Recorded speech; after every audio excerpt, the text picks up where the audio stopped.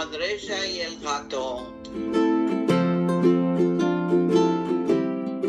Un tauchán salió de su casa un día para tomar una buena cena de trébol.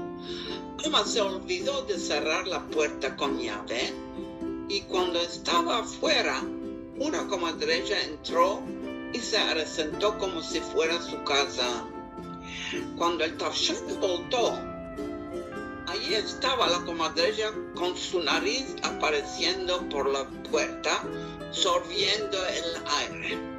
El tauchán se arabió mucho por ser una crianza que no se usa arabiar y rogó a la comadreja que se fuera de allí. La comadreja estaba muy contenta donde estaba y no quiso menearse del lugar. Un gato viejo y sabio sintió el pleito y les ofreció resolver la discusión.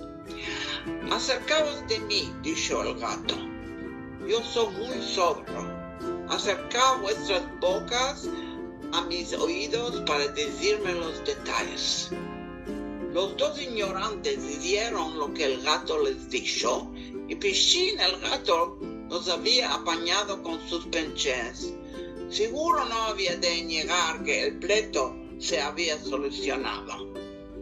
Los fuertes usan resolver los pleitos según su propio provecho.